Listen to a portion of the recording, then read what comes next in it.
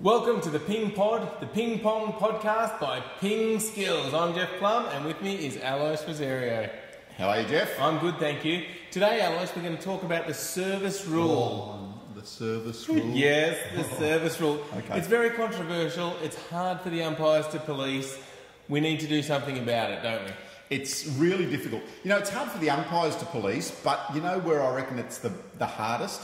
It's at club level. Really? Because at club level, your mates are umpiring for you, your teammate, or one of your opponents, and it becomes really messy and difficult to call all of these rules with serving. Yeah, so I think the main ones that are contentious are hiding the ball. Yep. And then sometimes even throwing the ball up. Yep. The 16 centimetres. Yeah, it is. So that one is definitely one at the club level. You know, players that haven't played much before and getting the feel of throwing the ball up to that level. But then, yeah, the one about the hiding becomes really difficult probably when you get to that next level.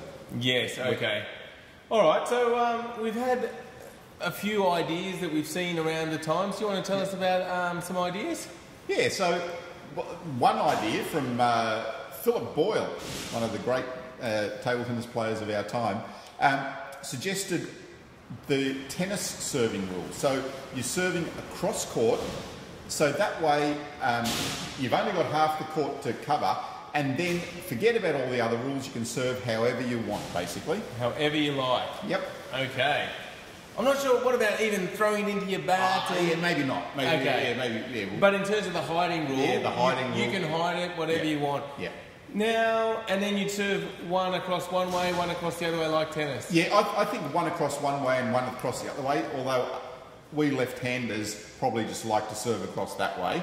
So so maybe we'll just leave it at the right diagonal. No way. No, both. Okay. So if they can hide it now, then how is that going to improve this for table tennis? Yeah, so it just makes it easier to police for the umpires. So okay. The umpire sitting over there trying to decide what's happening over there and whether the person there can see the ball and whether it's between these two net posts. It's just too difficult. Too difficult for those poor umpires. They've got enough on their plate to keep track of the players and all that sort of thing. That's just you just can't call something from the middle of the table sitting over there. Not when you're meant to be calling it from the point of view of the player, of the returner. Exactly. And I guess the point about serving to only one half of the table is it reduces the effectiveness of the serve, which is what that not hiding it was meant to do. So this reduces the effectiveness of the serve without making it harder on the umpire. So that's got to be a good thing. Yeah. So maybe from here on in we will call it the Philip Boyle rule. Okay. Another suggestion I've heard and read about on Larry Hodges' blog is that both umpires have to be able to see the ball from where they're sitting. So it's no longer about what the returner sees, but what the umpires see. Yep. So I think at that highest level, that can probably work. The only problem there is then when you get to the club level, you're flat out trying to find an umpire. You know, you've got to go and beg sometimes at club level and at local tournament level. So then to try and find two umpires and then for them to police that rule, again, maybe a little bit difficult, but yeah, at that top level, that's not a bad one, is it? And, say you don't have any umpires at all, then I guess the original rule about the server could just call it. Yes, but that would cause at the club level. At the club level, that would cause a minefield. Cause a lot of arguments, wouldn't they? If you kept getting faulted by your opponent. Yeah, exactly. Yes. So again, Philip Boyle's rule then is quite easy to. I like it. Yeah, I think it's good. Yeah, I like it. Do you reckon we should have a bit of a try and see what it's like? Yep, let's do it. Oh, let's go. Let's have a try. All right. So with this, I've only got half the table to cover. Oh, geez. But that was fast. That was fast. All right. I'm ready for you now, Jeff. Ooh. So it does tend to even up the odds a little bit more into the receiver's favour.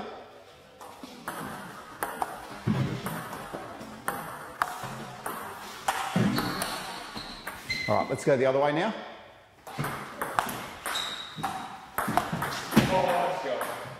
Okay, so Jeff's going to serve on the right diagonal.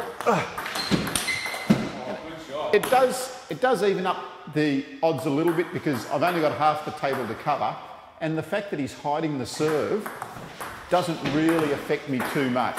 So even though I can't see the contact, I've only got half the area to cover, so it's not so bad. Oh yeah, I don't know about serving on that diagonal. Us left-handers don't like that so much.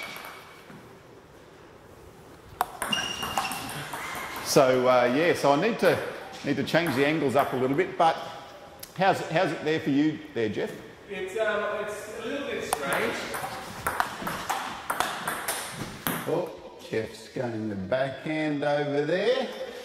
I'm gonna go down the line.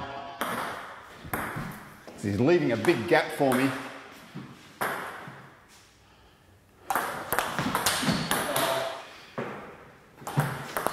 Oh, so the hiding of the serve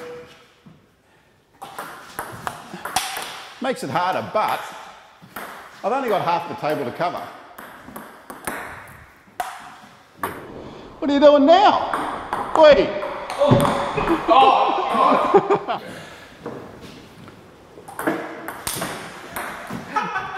I couldn't see the contact.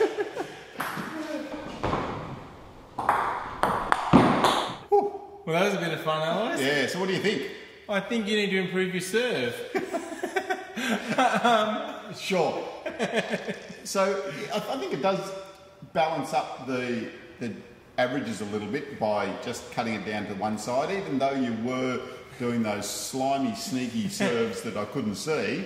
I think it balances things up, but it would definitely change the game quite a lot because I found that when I served from that forehand side, my backhand side was wide open, and it really would change up how you played the game. You'd have to think about your tactics serving from out wide and how you cover up that area. Yep. And even the same when I was kind of stepping around to serve from my backhand side, I was going to play a forehand most of the time, but then that, again, it just changes the perspective of the game. It does, doesn't it? Yeah, so when you're serving in doubles from out there, you've got your partner to cover the next ball, but yeah, this would change the dynamics a lot.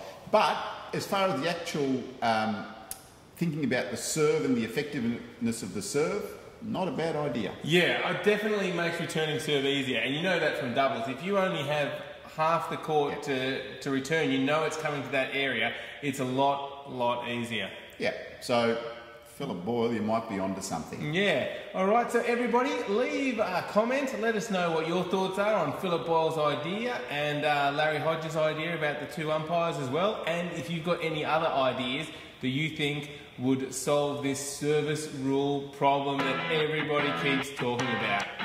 Thanks, guys.